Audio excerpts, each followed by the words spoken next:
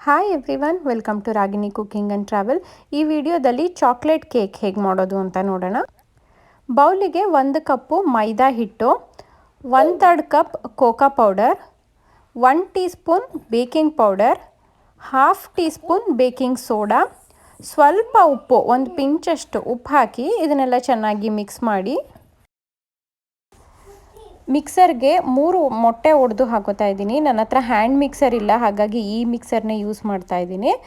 1 ಕಪ್ಪು ಸಕ್ಕರೆ, 1/3 cup cocoa powder ತೊಗೊಂಡಿದ್ದೀನಿ. ಅದು ಅನ್ಸ್ವೀಟೆಂಡ್ ಕೋಕೋ ಪೌಡರ್, ಅದಕ್ಕೆ 1/3 ಕಪ್ಪು ಇನ್ನಷ್ಟು ಸಕ್ಕರೆ ಸೇರಿಸ್ಕೊಂಡು 1/2 ಕಪ್ಪು ಮೆಲ್ಟೆಡ್ ಬಟರ್, ಬೆಣ್ಣೆನ ಕರಗಿಸಿ ಸೇರಿಸ್ಕೊತಾ ಇದ್ದೀನಿ. ನೀವು ಇಲ್ಲ ಅಂದರೆ ನಾರ್ಮಲ್ ಅಡುಗೆ ಎಣ್ಣೆನಾದರೂ ಹಾಕೋಬೋದು. ಇದನ್ನೆಲ್ಲ 2 ನಿಮಿಷ ಚೆನ್ನಾಗಿ ಬ್ಲೆಂಡ್ ಮಾಡ್ಕೋಬೇಕು. ಬ್ಲೆಂಡ್ ಮಾಡೋದ್ರಿಂದ ಕೇಕ್ ಟೆಕ್ಸ್ಚರ್ ಚೆನ್ನಾಗಿ ಬರುತ್ತೆ. ಈ ಮಿಕ್ಸ್ಚರ್ನ ಮೈದಾ ಹಿಟ್ಟು ಮಿಕ್ಸ್ ಮಾಡ್ಕೊಂಡಿದ್ದೀವಲ್ಲ ಆ ಬೌಲ್ಗೆ ಸೇರಿಸಿ 1 ಗಂಟಿಲ್ದ ಹಾಗೆ ಚೆನ್ನಾಗಿ ಮಿಕ್ಸ್ ಮಾಡ್ಕೋಬೇಕು. ನೋಡಿ, ಇವಾಗ ಕೇಕ್ ಬ್ಯಾಟರ್ 1 ಗಂಟಿಲ್ದ ಹಾಗೆ ನೀಟಾಗಿ ಮಿಕ್ಸ್ ಆಗಿದೆ. ಈ ಹದಕ್ಕೆ ಇರಬೇಕು, ಸ್ವಲ್ಪ ಗಟ್ಟಿಯಾಗೇ ಇರಬೇಕು ಕೇಕ್ ಬ್ಯಾಟರ್. ತುಂಬ ತೆಳ್ಳಗಾಗ್ಬಿಟ್ರೆ ಬೇಕಾಗೋದಕ್ಕೆ ತುಂಬ ಟೈಮ್ ತಗೊಳುತ್ತೆ. ಏನಾದರೂ ಗಟ್ಟಿ ಆಯಿತು ಅನಿಸಿದ್ರೆ ಬೇಕಾದರೆ ಸ್ವಲ್ಪ ಹಾಲು ಸೇರಿಸ್ಕೊಂಡು ಈ ಹದಕ್ಕೆ ಕೇಕ್ ಬ್ಯಾಟರ್ನ ಮಾಡ್ಕೋಬೇಕು. ಇವಾಗ ಓವನ್ ಆನ್ ಮಾಡೋಣ.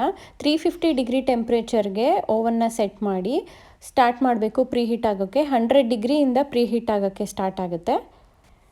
ಅಮೆರಿಕಾದಲ್ಲಿ ಕುಕಿಂಗ್ ಸ್ಟವ್ ಜೊತೆಗೇ ಕನ್ವೆನ್ಷನಲ್ ಓವನ್ ನಮಗೆ ಕಿಚನಲ್ಲಿ ಇನ್ಬಿಲ್ಟ್ ಸೆಟಪ್ ಆಗಿ ಬರುತ್ತೆ. ನೋಡಿ, ಇದು ಕುಕಿಂಗ್ ಸ್ಟವ್ ನನಗೆ. ಇದ್ರ ಕೆಳಗಡೆನೇ ಕನ್ವೆನ್ಷನಲ್ ಓವನ್ ಇದೆ. ಈಸಿಯಾಗಿ ಬೇಕ್ರಿ ಐಟಮ್ಸು, ಕೇಕು, ಪಫ್ ಅದನ್ನೆಲ್ಲ ಮನೆಯಲ್ಲೇ ಮಾಡ್ಕೊಬಹುದು.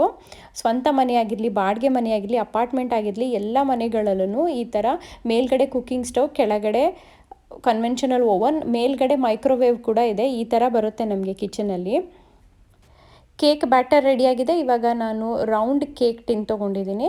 ಇದಕ್ಕೆ ಸುತ್ತ ಎಣ್ಣೆ ಹಚ್ಚಿ ಕೇಕ್ ಬ್ಯಾಟರ್ನ ಕೇಕ್ ಟಿನ್ಗೆ ಹಾಕಿ ಅರ್ಧದಷ್ಟು ಬರಬೇಕು ಕೇಕ್ ಬ್ಯಾಟರ್. ಯಾವುದೇ ಟಿನ್ಗಾದ್ರೂ ಬೇಕಾದಾಗ ಕೇಕ್ ಉಬ್ಬಿ ಬರುತ್ತೆ ಮೇಲ್ಗಡೆ. ಓವನ್ 350 ಡಿಗ್ರಿ ಟೆಂಪ್ರೇಚರ್ ರೀಚ್ ಆಗಿದೆ. ಇವಾಗ ಓಪನ್ ಮಾಡಿ ಕೇಕ್ ಟಿನ್ನ ಇಟ್ಟು ಓವನ್ ಕ್ಲೋಸ್ ಮಾಡಿ 30 ನಿಮಿಷ ಟೈಮರ್ ಸೆಟ್ ಮಾಡ್ತಾ ಇದ್ದೀನಿ ನಾನು ಕೇಕ್ ಬೇಕಾಗೋದಕ್ಕೆ. 30ರಿಂದ 45 ನಿಮಿಷ ಟೈಮ್ ತೊಗೊಳುತ್ತೆ ಕೇಕ್ ಬೇಕಾಗೋದಕ್ಕೆ.